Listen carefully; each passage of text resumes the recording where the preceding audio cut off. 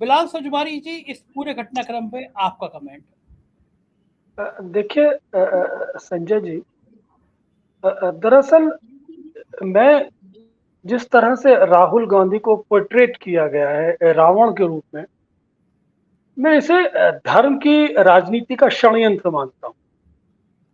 दरअसल देश के अंदर जो एक धर्म की राजनीति के आड़ में जो एक आडंबर खड़ा किया गया, धर्म की राजनीति के आड़ में जिस तरह से लोगों को समाज के अंदर ध्रुवीकरण करके उनको मिसगाइड किया गया, वो लोग जो धर्म की आड़ में पिछले काफी समय से इस देश के अंदर एक एक ऐसा माहौल बनाना चाहते हैं जहां एक समुदाय दूसरे समुदाय से लड़ जाए, वो लोग जो धर्म की आड़ में इस देश के बहुसंख्यक समाज का शोषण करना चाहते हैं, ये उस मानसिकता के द्वारा एक ऐसा रचा गया षड्यंत्र है जो अब असरअंदाज नहीं होने वाला। दरअसल जब आदमी अपने शब्दों का भाव असर खो देता है, तो वो किसी तरह का भी कोई परपंच खड़ा कर ले, किसी तरह का भी वो षड्यंत्र खड़ा कर ले, वो समाज में चलने वाला नहीं होता।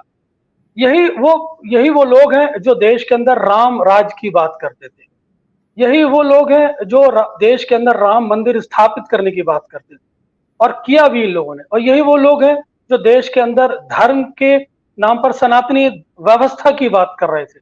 तो ये जो धर्म की राजनीति ने इस देश के ओबीसी समाज का, इस देश के दलित समाज का, इस देश के आदिवासी समाज का जिस तरह से एक शोषण किया है और उनका संप्रदायीकरण किया है, जब राहुल गांधी ने इस उन उन उन शोषित वर्गों के पक्ष में एक जातीय जनगणना की आवाज उठाई, और जब राहुल गांधी ने उन शोषित पक्षों के लोगों के अधिकार देने की बात की कि जातीय जनगणना के माध्यम से इनकी जितनी आबादी इनको अधिकार मिले, तो भारतीय जनता पार्टी को लगा कि ये तो हमारी राजनीतिक दुकान ही लूट के ले गए। तो उन्हें उन्हें ये तो उन्हें फिर उस रावण वही नजर आएगा जो धर्म की राजनीति के आडंबर को जो एक्सपोज कर दे। तो वो ऐसा ऐसा राजनीतिक फरिश्ता तो उन्हें मेरी नजर में रावण ही नजर आ रहा है। तो कुल मिलाकर राहुल गांधी के जो मानवीय दृष्टिकोण है वो किसी से छुपा हुआ नहीं है, और उसको बताने की भी जरूरत नहीं है। वास्तव में राहुल गांधी के जो संस्कार हैं, तो वही वही तो मानवतावादी संस्कार हैं, वही तो पुरुषोत्तम राम की जो मर्यादा वाले संस्कार है, वही संस्कार है, सेक्रीफाइस करने वाले संस्कार है, कुर्बानी देने वाले संस्कार है।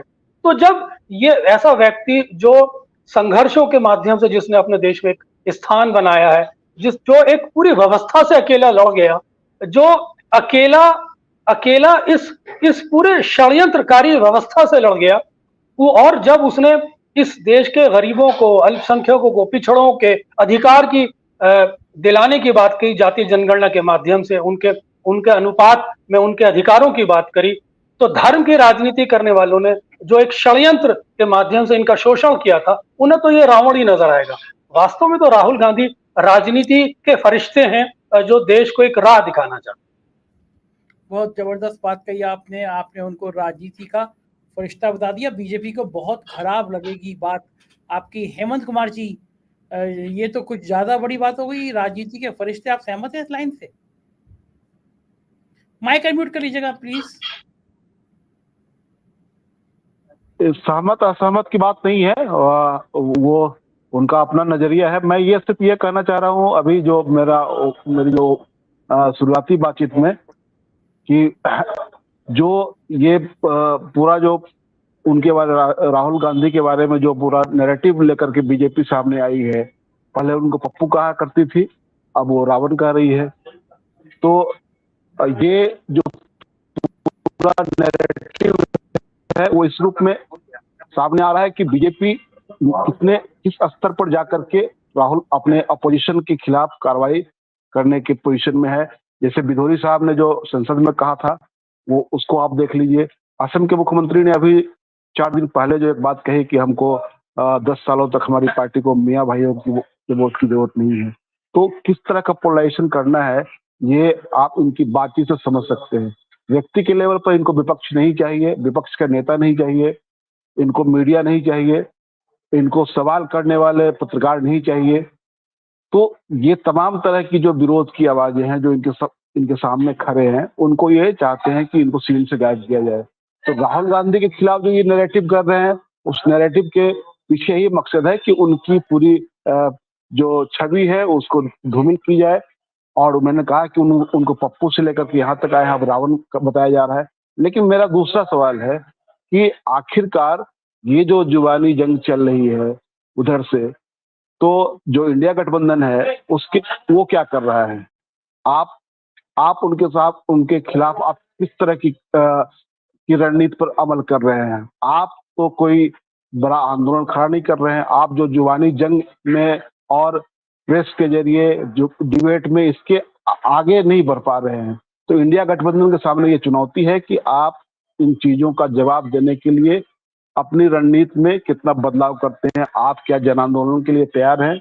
आप देशव्यापी किसी आंदोलन, किसी एजेंडे को लेकर के सामने आंदोलन करना चाहते हैं? क्योंकि आपके साथ एजेंडा है, जैसे आप कह रहे हैं कि अब जाति जनगणना जो है देश भर में होनी चाहिए, सभी जगह होनी चाहिए, तो आप इसको एक आंदोलन का मुद्दा बनाइए। तो उनके साथ आप ये पप्पू से लेकर के रावण के नैरेटिव में फंसने से बेहतर है, मुझे लगता है कि आपको इसको आगे ले जाना पड़ेगा। क्योंकि जुबानी जंग से अब काम नहीं, उनकी जुबानी जंग जो है उसमें आप फिट नहीं बैठ सकते हैं, उसको उसी रूप में काउंटर करके आप कुछ हासिल नहीं कर सकते हैं। आपको एक लंबी लकीर खींचनी होगी। और मुझे लगता है कि एक आंदोलन ही एक बड़ा इशू है जो इनके खिलाफ लोगों को गुलवंद कर सकता है। जनता सामने नजर आनी चाहिए इनके खिलाफ। अभी तो सिर्फ ये जो है इनके खिलाफ जो है जुबानी जंग ही चल रही है। तो चुनौती ये है कि इंडिया गठबंधन इसको कैसे, किस रूप में इसको लेता है और कैसे इसका जवाब देता है। अब ये सिर्फ राहुल गांधी का मामला नहीं रह गया हुआ है, मामला इंडिया गठबंधन के सामने है, क्योंकि राहुल गांधी इंडिया गठबंधन के नेता है।